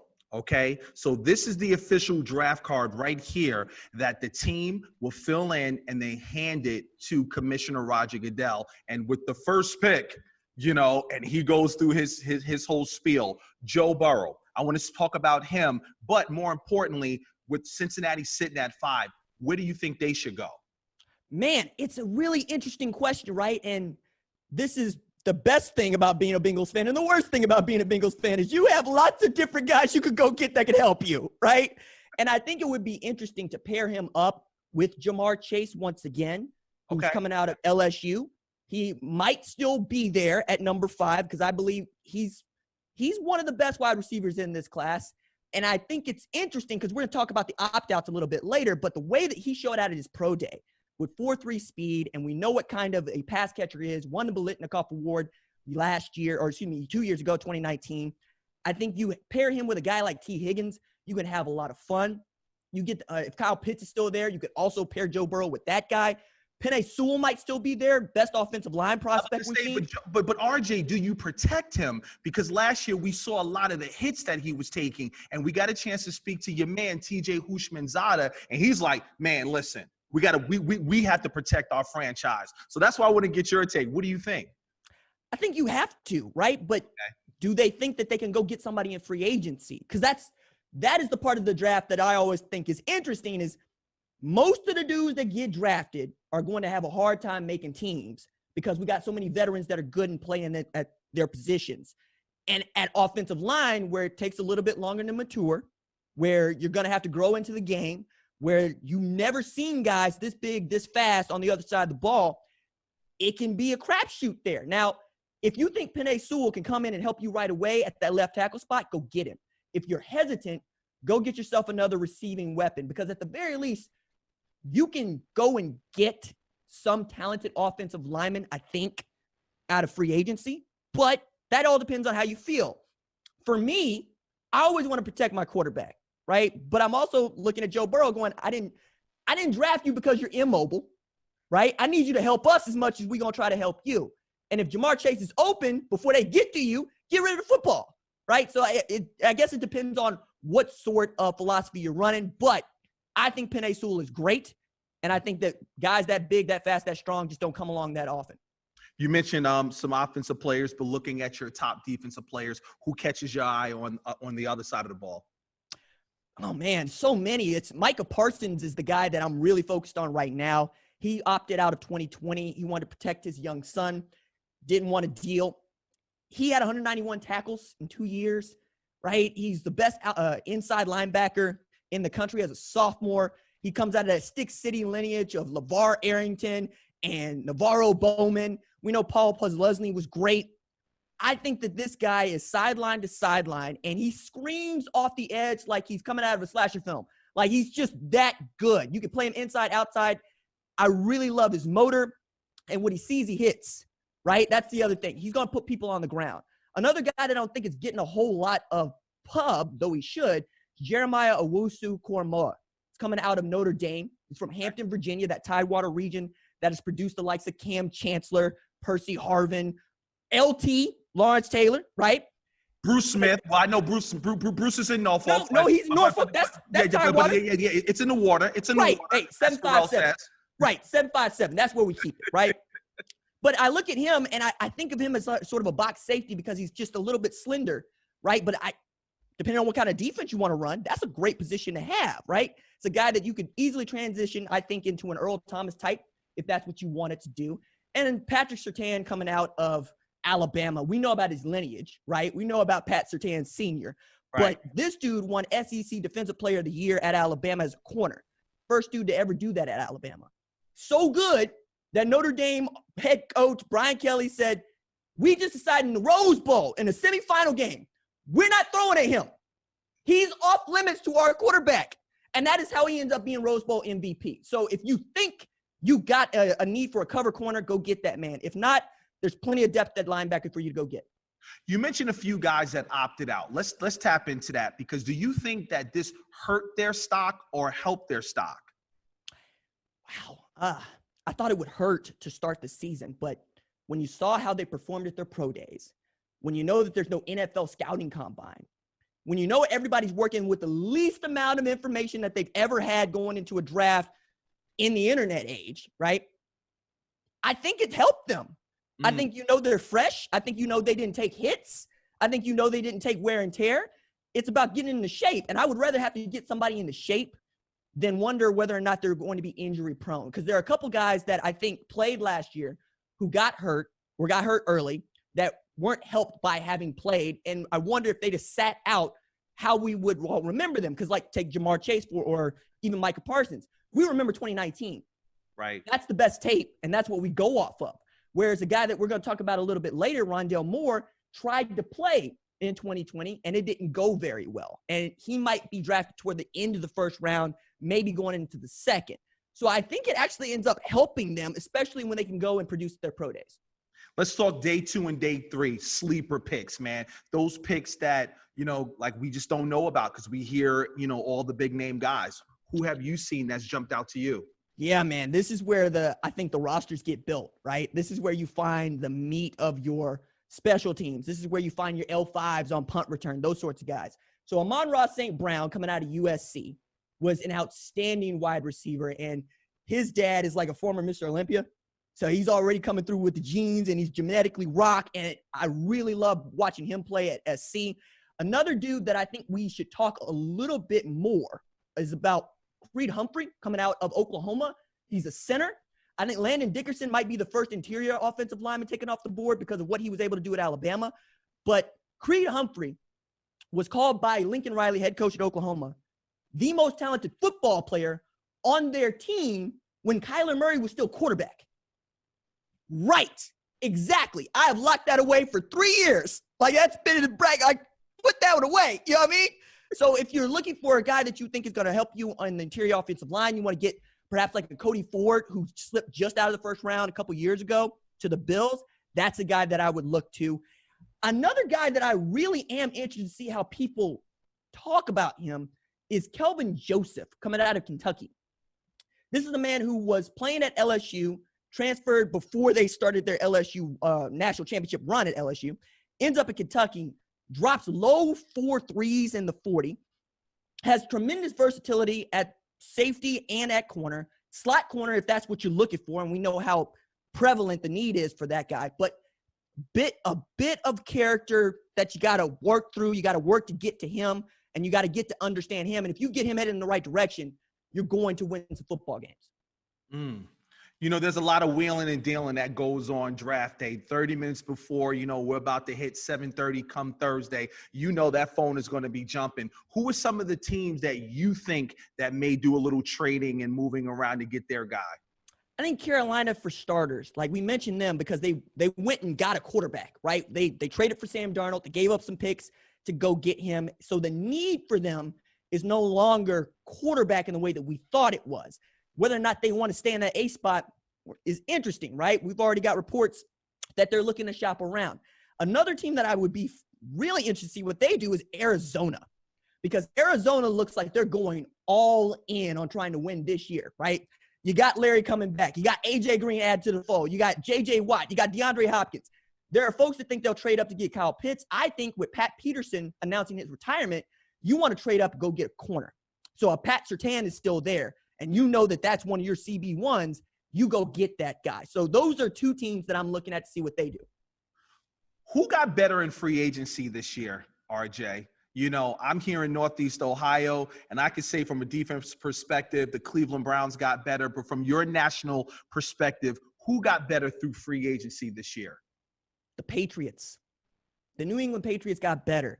They got better because they added 2 tight ends that I absolutely love, Jonnu Smith and Hunter Henry. They're going to go all in on that 21 personnel, 2 tight ends, 1 tailback, and see if they can't run this 18-wheeler package with Cam Newton or a Cam Newton type, right? They want to be a running football team that plays defense. I'm excited to see what Bill Belichick does because there are folks that think that he's rebuilding, and I'm going, yo, that man ain't getting any younger. He's trying to go win now. And when I look at those acquisitions and how they were able to go and get guys, I mean, I think they added Nelson Aguilar as well. They did themselves a service with all this room they had in the cap. So, I mean, it's stock, but I really like what New England did. And as far as like the deep positions, last year we got a chance to see a lot of offensive linemen. It seemed like 2020 was a year of the O-linemen. And after talking to Pro Football Hall of Famer Anthony Munoz, he was like, you know, hey, he had a whole big, you know, snack book of you know, just him. Oh yeah, we could use him. But with your observation, what is that one position that there's a lot of depth at this year? We could go wide receiver again because it's that deep, but because you're usually running 3 and 4 3 wide receiver sets, it's not as deep as you might think. I'm going to look at tailback, right? Because, man, those dudes don't get enough due because we become a pass-happy league because of analytics, and I understand that. But having guys that can still run the football inside-outside zone, Najee Harris, Travis Etienne, those are 2 first-rounders if you want to take them. But also guys like Trey Sermon, coming out of Ohio State, a transfer from Oklahoma who broke Eddie George's 25-year-old single-game rushing record in the Big Ten Championship. Went for 331 yards in 1 game. Then beat up Clemson for 193 yards on the ground. Those are back-to-back games for him. I can look around and see I can pull a tailback over there. I can pull a tailback over there. I really love this class of tailbacks. It's also a great character class, right? Knowing each one of these guys, getting to know their stories. They all work very hard. They're not ball hogs, and they love to block. I'm going to go tailback if I'm going to go deep. Big shout out to RJ and TJ. Thank you guys so much. And you can hear the Mission podcast on iTunes. Well, early this week, we also had the chance to catch up with Fox Sports analyst Joel Klatt. And here's what Joel and RJ had to say about what their favorite team should do in this year's draft. You're on the clock with the first pick in the draft. Elway looks at you. Who we're taking, Joel? Denver, I'm trading up. I'm trading up to get one of those quarterbacks. You can't win without a quarterback, and I don't think that even the fifth quarterback is going to be available to them where they're selecting. I think that they're going to have to go trade with Miami. And as far as like the deep positions, last year we got a chance to see a lot of offensive linemen. It seemed like 2020 was a year of the old linemen. And after talking to Pro Football Hall of Famer Anthony Munoz, he was like, hey, he had a whole big, snack book of just him. Oh yeah, we could use him. But with your observation, what is that one position that there's a lot of depth at this year? We could go wide receiver again because it's that deep, but because you're usually running 3 and 4 three wide receiver sets, it's not as deep as you might think. I'm going to look at tailback, right? Because, man, those dudes don't get enough due because we become a pass-happy league because of analytics, and I understand that. But having guys that can still run the football inside, outside zone, Najee Harris, Travis Etienne, those are 2 first-rounders if you want to take them. But also guys like Trey Sermon coming out of Ohio State, a transfer from Oklahoma who broke Eddie George's 25-year-old single-game rushing record in the Big Ten Championship, went for 331 yards in one game, then beat up Clemson for 193 yards on the ground. Those are back-to-back games for him. I can look around and see I can pull a tailback over there. I can pull a tailback over there. I really love this class of tailbacks. It's also a great character class, right? Knowing each one of these guys, getting to know their stories. They all work very hard. They're not ball hogs, and they love to block. I'm going to go tailback if I'm going to go deep. Well, coming up next from the class of 2015, Pro Football Hall of Famer Bill Polian joins us right here where we're just 30 minutes away from this year's NFL Draft. If it looks like an F-150, tows like an F-150, hauls like an F-150, thinks like an F-150, and powers like an F-150, it must be an F-150 hybrid. Introducing the all-new 2021 F-150 Power Boost Hybrid with 570 pound-feet of torque and 12,700 pounds of max available towing.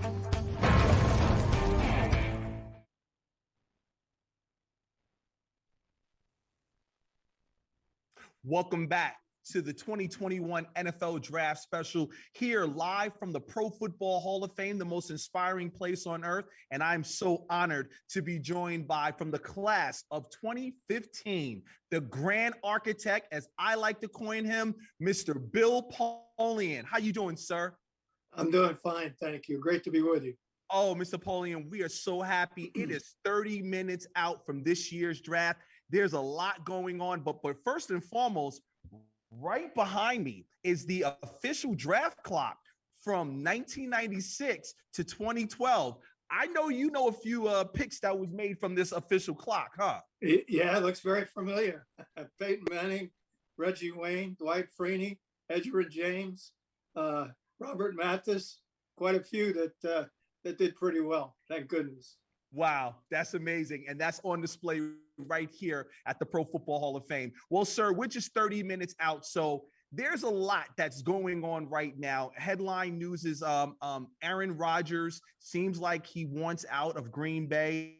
By chance, do you see a blockbuster trade in the mix and brewing where the phone calls are phones are jumping off the hook right now amongst all 32 teams? I think that it's not likely tonight for a couple of reasons. Number one, this has popped up into the marketplace at the 11th hour and 59th minute. So it is not likely that there's any trades brewing, and a trade of this magnitude would take a fair amount of time to work through. So I think the chances of his being traded tonight or tomorrow or the next day are probably lower than 40%. The interesting thing is that if he's traded after June 2, then the cap hit for the Packers is ameliorated because he then becomes a June 1 removal from the roster. And so the cap hit is cut in half. So keep that date in mind in terms of when a trade, if it's going to happen, might happen. But the Packers, just a couple of minutes ago, made it clear that he's their quarterback. I think they're going to keep saying that until someone makes them an incredible blockbuster offer. And that's probably not going to happen tonight. No one's in a position to sit down and negotiate the kind of trade that would be necessitated by a player of his caliber. Plus, he's got a big contract. So you'd have to clear cap room pretty strenuously to make something happen tonight. So if anything's going to happen, I think it's going to be down the road, not now. Thanks for that insight, Mr. Polian. And if you could take us right now from your past previous experiences of being just 30 minutes out before the commissioner makes that call of who is first on the clock, what is the energy and the vibe like now as our viewers and listeners are watching? If you could take us inside one of the 32 teams, what is that energy like in their draft room? Well, I'll take you inside a couple of teams. If you're in the top 15, you're in your seat, you're making notes, you've got your various trade possibilities and choice possibilities outlined in front of you. There's a sense of urgency in the room. It's not panic, it's not chaos. It's probably not even a lot of noise. The television sets the volume is probably off. Everybody now follows the draft on the internet anyway. NFL.com gives you the picks a lot quicker than they come on television. So that's where people are focused. And there's a little bit of urgency, if you will, because pick number 3 is the pivotal pick. We pretty much know who's going to go 1 and 2. 3 is the key. Who is San Francisco going to pick?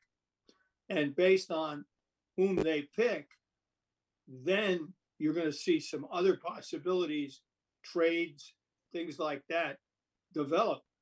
And so the draft really begins at San Francisco. And then once Atlanta's on the clock, now the action starts. Is somebody going to come up to Atlanta to get one of the remaining quarterbacks? Remaining 2 probably quarterbacks. Are people looking to move down?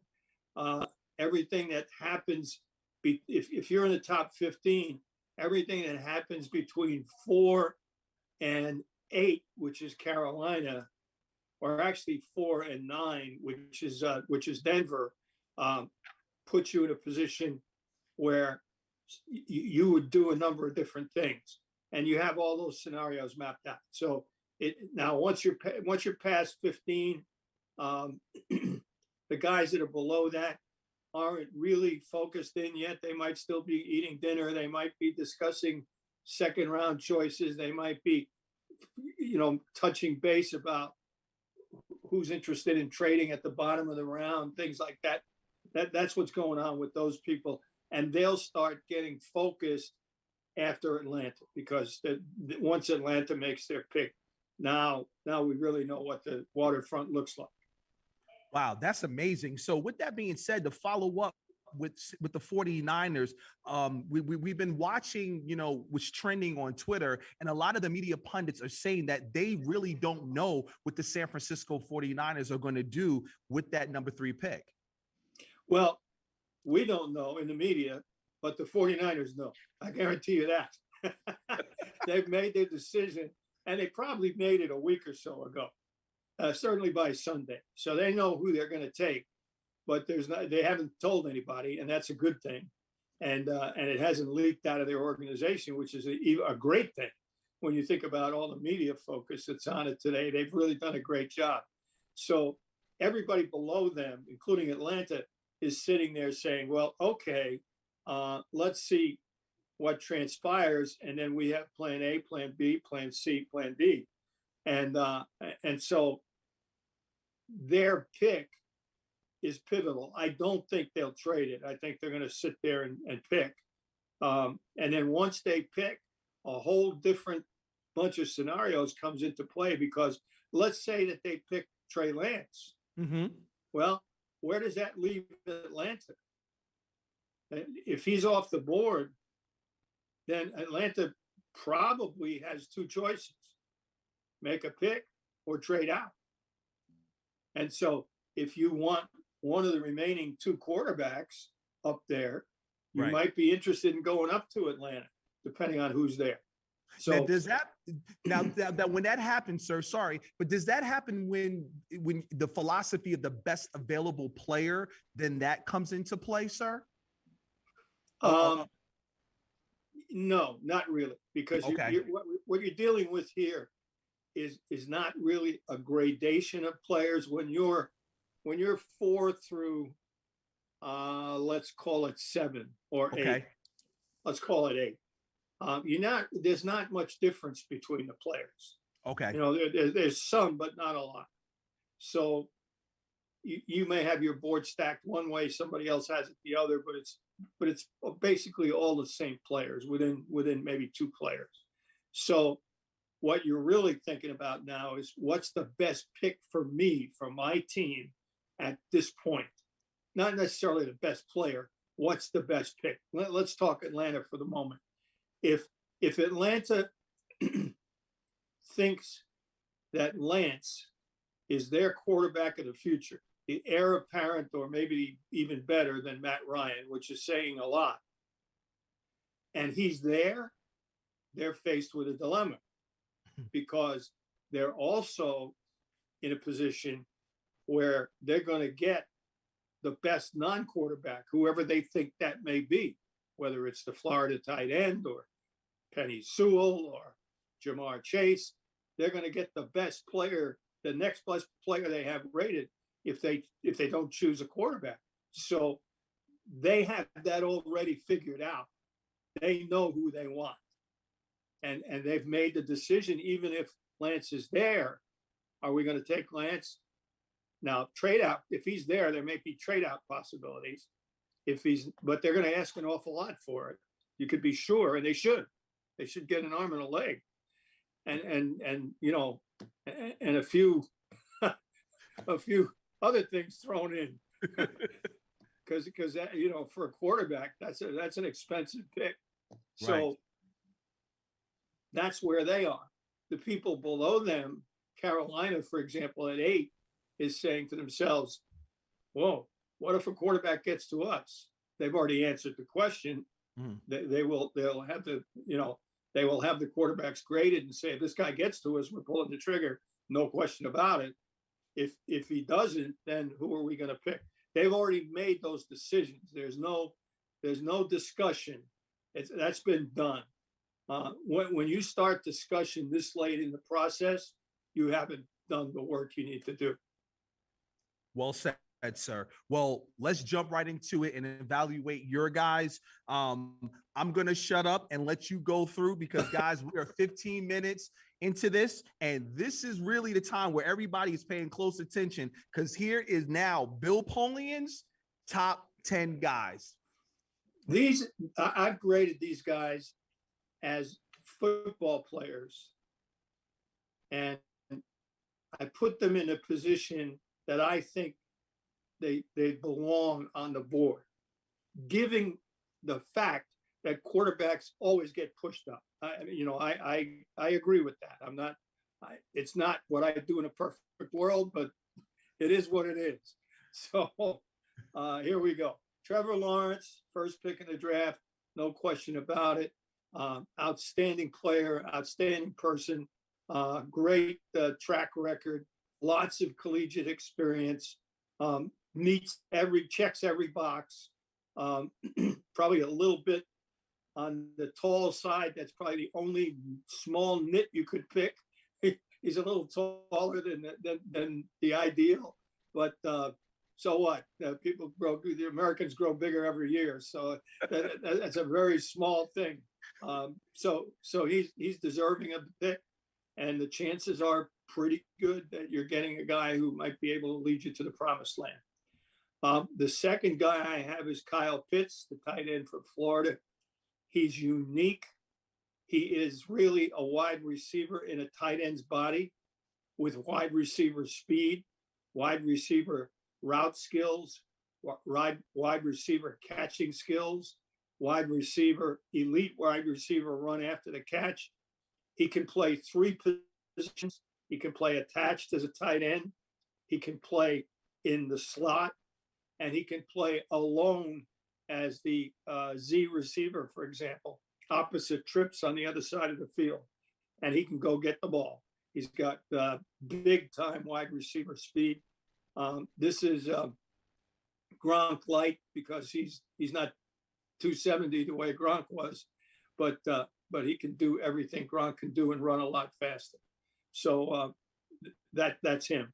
The next guy I have is Jamar Chase from LSU. He did not play last year, but I have great respect and friendship with coaches at LSU and Alabama and other places in the SEC whose opinions I really respect.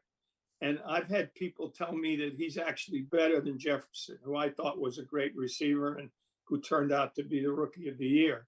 So this is a quality wide receiver who can do everything you want a wide receiver to do. And there are no blemishes on him. He's the right height. He's the right weight. He's the right speed. He's the right testing metrics. And he was productive as could be with Joe Burrow on a great team. The next guy I have is Patrick Surtain. I had the dubious pleasure of having to play against his dad for a long time, so I'm a little bit biased. His dad was a great player. He is, first of all, a Nick Saban cornerback, so that's royalty. Okay, that's the royal family of defensive backs. No Nick Saban back comes into the NFL unable to play every coverage. They're tops at their technique and they're tops at recognition and knowing what their jobs are. And Patrick was an outstanding performer at Alabama. So there's really not much more to say. Plug him in, start him on opening day. He'll have jitters for about 8 weeks, and then he'll be the next 10 years, there he is. So he's probably as good and solid a pick. These last three, Kyle Pitts, Chase, and Patrick, are as solid a pick as you can find. It's always, this is a crapshoot. It's not an exact science, but they're as close to perfect as you can find. I've got the quarterbacks next, only because I don't know where they'll go after the first three, and we don't know who the third will be. And what I've done is I've kind of lumped them together. Okay. And sort of Siamese twins, if you will. The first group, they're not rated any particular way either. I just lumped them together as a group. Zach Wilson and Justin Fields are similar players in the sense that they both are guys who can play outside the pocket. They're both guys who can make off-platform throws. They both have good enough arms. Justin Fields' arm is really good. He's got a little bit of a hook at the bottom. Justin Fields does at the end of his delivery because he was a baseball pitcher. And so that makes his delivery a little longer than Wilson's or any of the others. But his arm makes up for it. Kerry Collins had the same thing. It was famously known as a hitch then. But Kerry's arm was so good it didn't matter. He got the ball there, and I think Justin's in the same boat.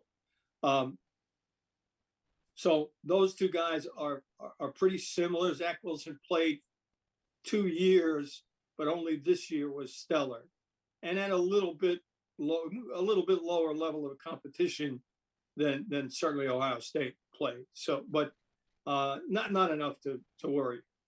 The next two are almost diametrically opposed, but I put them together because they both present different opportunities for the teams that take them.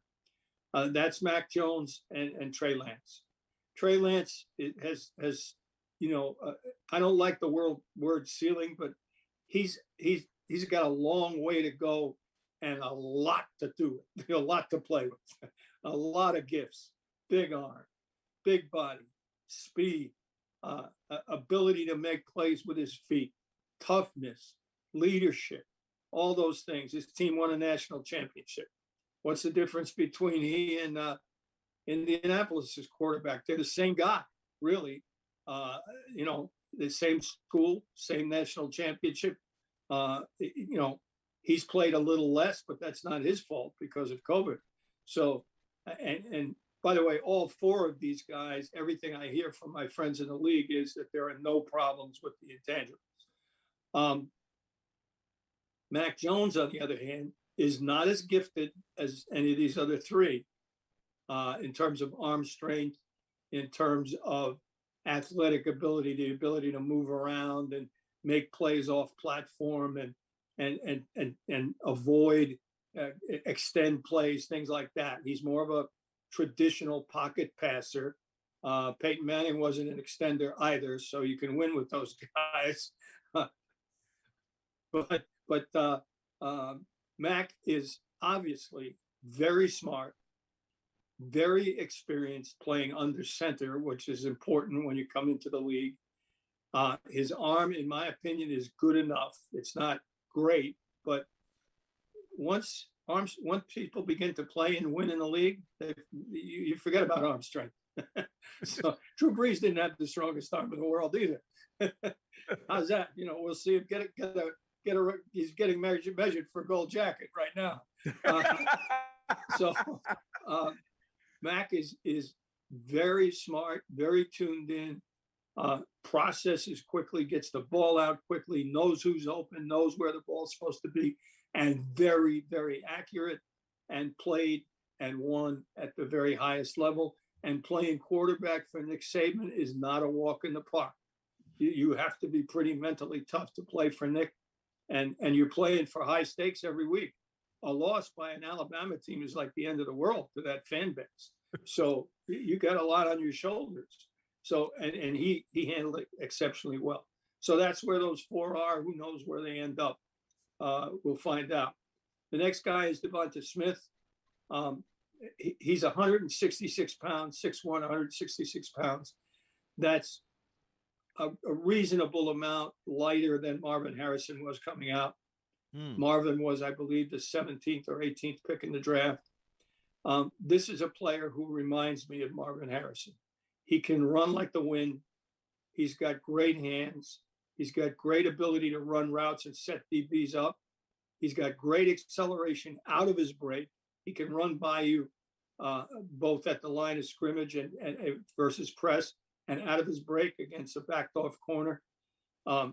He's got good moves. He runs after the catch, and he makes some spectacular catches. He's got great long arms, really good hands, and good body control. Do I worry about the 166 pounds? Yes, I do. You're going to have to use him outside. You can't have him wandering inside, running digs against linebackers. He's not going to last doing that. Neither did Marvin. When Tom Moore got a hold of Marvin Harrison, he said, listen, if we run you inside, catch the ball and go down. We need you for the next game and the next play and the rest of the season. So if there's daylight, you can run. Otherwise, if you're in traffic, go down. And Marvin's in the hall, as we know. That's so right. He has this kind of ability, and his buddy and running mate is also a really good receiver. But I think Devontae's size, length sets him apart. And then Penny Sewell is my last guy, but I'm going to be a little bit of a weasel here and pick 11 and not 10. Penny Sewell is a big, powerful, athletic man whose best football is ahead of him. He's not yet a finished product as a pass protector. He needs to be coached. He needs to learn technique. He is a finished product and an incredible force as a run blocker, and that's great. But you make your money and you earn your way into all pro and maybe beyond recognition as a pass protector. So there's work to be done there. He's not Anthony Munoz yet, not by a long shot. So let's not make him that. He's a very good prospect, but I underline the word prospect because he's not played this year. He was an opt-out. So, he needs more reps and he's going to get them. He's going to be drafted, probably no worse than 10th, no matter what happens, and deservedly so. And then my last guy is Rashaan Slater, who is a really good player, and he can play any one of three positions. He can play certainly right tackle. He can play guard if you want him to be there. And his coach, Pat Fitzgerald, who's a friend of mine and who I respect greatly, said you could put him at center and he'd do well there. That's how smart he is. And of course, he's from Northwestern, so he should be smart. But, is he a pure left tackle? No, because his arms are a little short for the position and he's 6'3". But we have a lot of people playing tackle at that height and with that arm length in the league. And they do it because they have really good feet and really good understanding of what they have to do as a pass protector. So if he gets with the right offensive line coach, he's going to be a fine tackle, which is why I have him where he is. Wow. Amazing insight, Mr. Polian. With just 5 minutes left, I have to get your take on, that's not so much, excuse me, I shouldn't say take, but when these young men come into your facility, what is your message? I know they meet with the coaches and I know they meet with the head coaches, but when you have that time for that first rookie meeting, what is that message that you send to these young men? I'm glad you asked, because it is the opposite of the red carpet. We say to them, welcome to the NFL. Okay. Everybody in this room, every member of this rookie class, from the guy who was drafted first to the last guy we signed on Sunday as a collegiate free agent, from this day forward is equal. You got bonus money for where you were drafted, what you did in college. We don't care about that. We'll pay the bonus and wish you luck. From now on, everybody's the same. And there are three things we want from you. Number one, 100% effort in everything you do as an Indianapolis Colt is the price of admission. To quote Bill Parcells, there are no medals for trying. Secondly, you better be tuned in from the mental part of it. Get in the playbook. Understand that there are no givens, and you're playing against people here who are bigger, stronger, as fast, and much more experienced than you. And we're not going to cut you any slack. Everybody here is equal. You have to earn your spot here. And third, we do not haze anybody. We have some small rituals where you may have to carry a veteran's pads off the field at training camp, but there's no hazing, because we expect the people that make the team to be contributors from day one. It may not be as a starter, but it's certainly going to be on special teams. It's certainly going to be as a guy that gives us everything we can, everything he can in practice all the time. And so that's what this world is like. It's not the red carpet. Very few people are going to talk to you anymore. As John Tierling, our defensive line coach, used to tell his guys, nobody's coming around patting you on the back after the game. You get a check every week. And if you don't do well enough, the check stops. You're gone. This is pro football. So it's a rude awakening. But then I would close by saying, if you don't believe us about everybody being equal, that guy seated right over there, Gary Brackett, he's our defensive captain. He's been the middle linebacker for the last 8 years. He was the last guy we signed on Sunday after the draft, and we gave him $2,000 to sign. And he's been our captain for 8 years. That's what we stand for. So welcome, good luck, but nothing's a given. Mr. Polian, I want to thank you so much for your time. And on behalf of the Pro Football Hall of Fame production company here, we would like to thank all of our special guests for joining us for this 2021 NFL Draft special. To Isaac Bruce, to Aeneas Williams, and to you, Mr. Polian, thank you so much for your time. Enjoy this year's draft. And I'm super excited. We're just 2 minutes out, so I know you can't wait to see Commissioner Roger Goodell make that first pick, huh? I'm looking forward to it. Because last year we saw him downstairs in his basement, but he's just an hour away up the road here in Cleveland, Ohio, making it in front of the fans. The fans are back in the game. That's a great thing. Mr. Polian, thank you so much. I'm Jamir Howerton. Guys, thank you for joining us right here for the NFL Draft Special.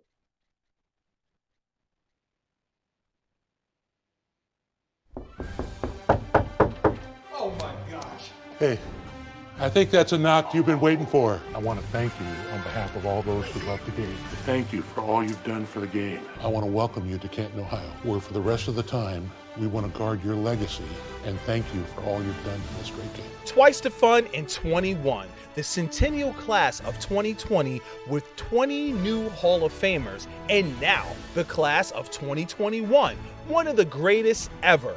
Peyton Manning, Charles Woodson, Calvin Johnson, Alan Faneca, John Lynch, Tom Flores, Bill Nunn, and Drew Pearson. Enshrinement tickets are on sale March 5th at profootballhof.com/tickets. You're coming to Canton, and guess what? They are too. I'll see you in Canton with the class of 2021. I'll see you in Canton for Twice the Fun in 21. See you in Canton for Twice the Fun in 21.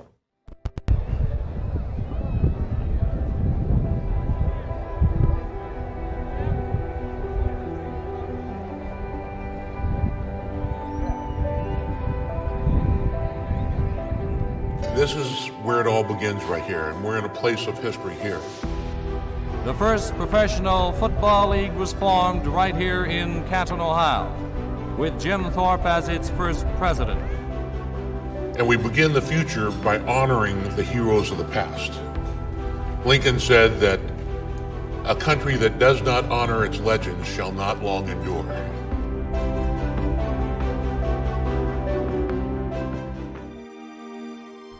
Bobby Dillon, a star safety for the Green Bay Packers of the 1950s, still holds the Packers' record for most career interceptions.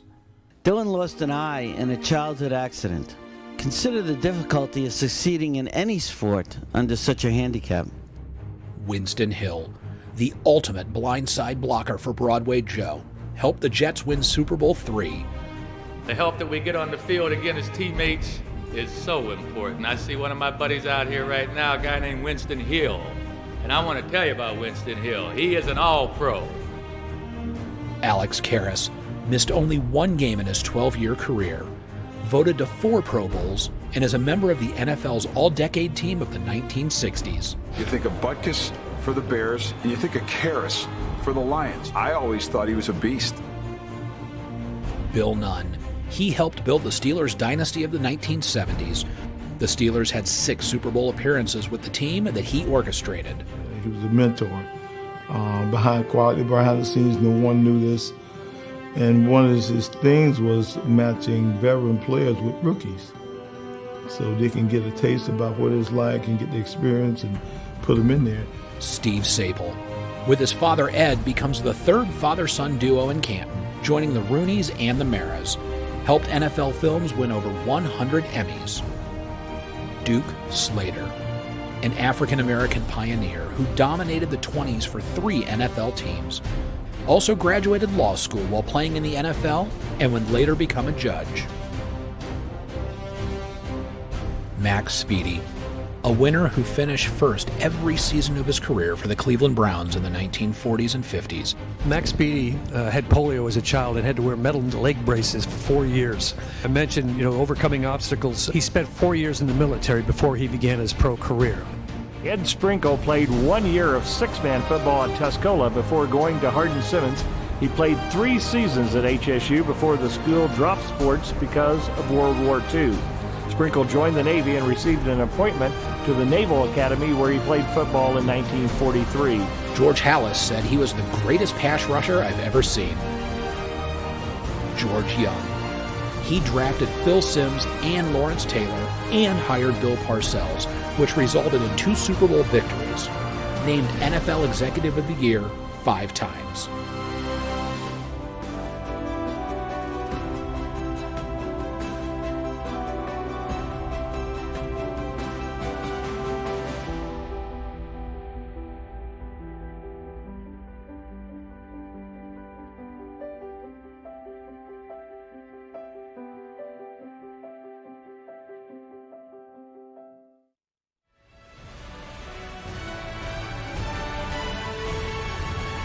This is a presentation of the Pro Football